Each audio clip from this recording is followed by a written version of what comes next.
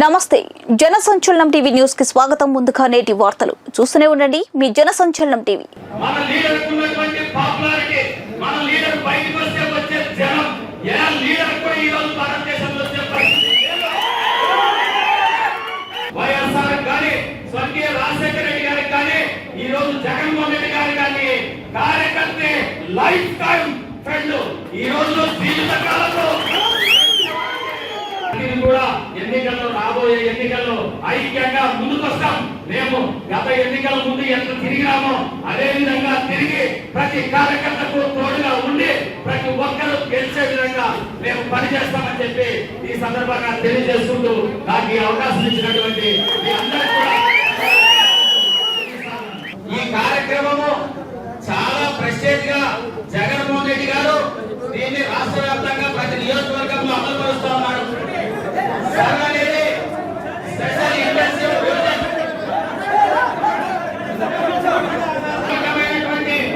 అబద్ధాలు చెప్పి ఈ రోజు అనేక అబద్ధాలు చెప్పి ఈ రోజు అధికారంలోకి రావడం జరిగింది. ఈ స్పెషల్ ఇంటెన్సివ్ రివిజన్ అంటే ప్రత్యేకమైనటువంటి ఓటర్లకు సంబంధించినటువంటి ఒక సవరణ.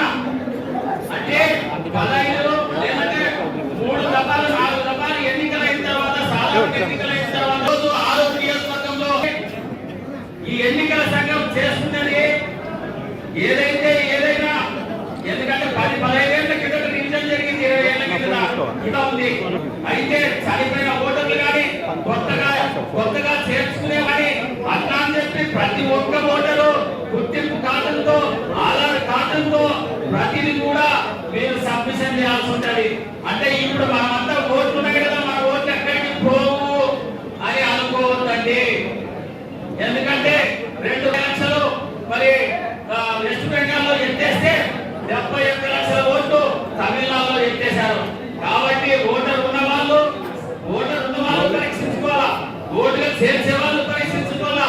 ఎవరైనా చనిపోయింటే, ఎవరైనా ఊరు మారింటే, ఎవరైనా వేరే రాష్ట్రం వెళ్ళింటే వాళ్ళ ఓట్లు తీసేయాలా.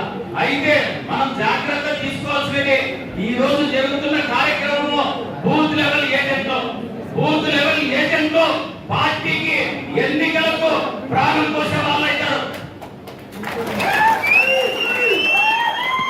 జగన్మోహన్ రెడ్డి గారు సగం బాధ్యత మాత్రమే చేయగలుగుతారు.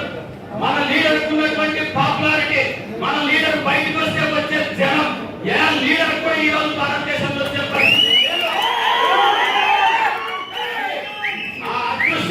మనకి వైఎస్ఆర్ గారు ఇచ్చారు, రాజశేఖర రెడ్డి గారు ఇచ్చారు.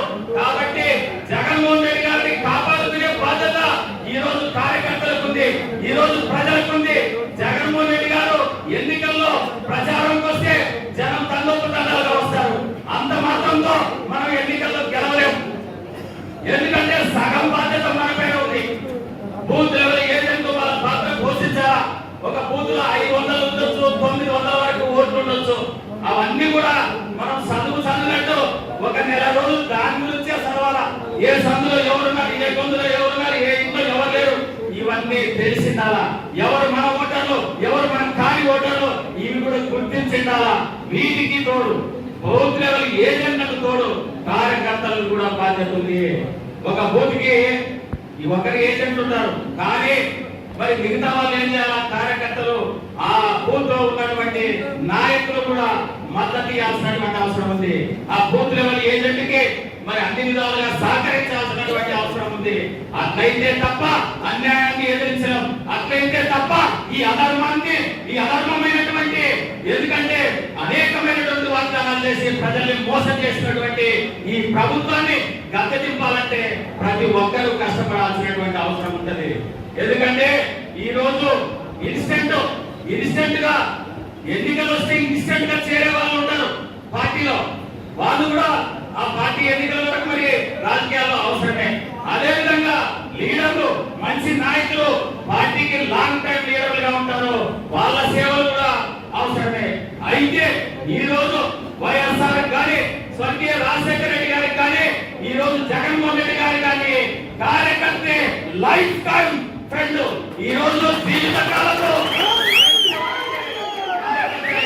ఎందుకంటే నాయకులు పార్టీ మారచ్చు, నాయకులు ఎక్కడికైనా పోవచ్చు, కార్యకర్త మాత్రం ఏ పరిస్థితుల్లో కష్టం వచ్చినా నష్టం వచ్చినా ఏ విధమైనటువంటి లాభం వచ్చినా నష్టం వచ్చినా కార్యకర్త భరించి జగన్మోహన్ రెడ్డి గారికి ఈ రోజు నిలబడ్డారు. కాబట్టి అవతల 3 పార్టీలు ఏకమైన భయపడి ఓలుగుతా ఉన్నారు. ఏదైతే జగన్మోహన్ రెడ్డి గారు 2019లో అధికారంలోకి వచ్చిన తర్వాత ఇచ్చిన ప్రతి హామీని, మేనిఫెస్టోలో చెప్పిన ప్రతి హామీని అమలు చేసిన తర్వాతనే ఎన్నికలు పెట్టారు.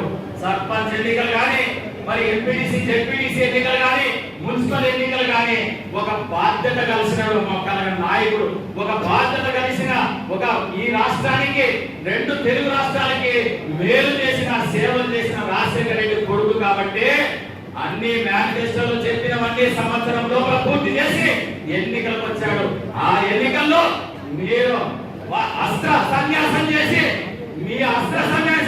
మీరందరూ పార్టీకి స్థానిక సంస్థల్లో పోటీ ఇవ్వడం మేము విరమించుకుంటున్నామని చెప్పిన మీరు ఈ రోజు జగన్మోహన్ రెడ్డి గారి గురించి మాట్లాడే పరిస్థితి మీకు ఉందా అని అడుగుతా ఉన్నా. ఈ రోజు ఎక్కడ పోయినా తండాలుగా మా కార్యకర్తలు ఎన్నికలు ఎదుర్కోవడానికి సిద్ధంగా ఉన్నారు. మీరు ఎన్నికలు పెట్టండి, మేము ఎదుర్కొంటాం.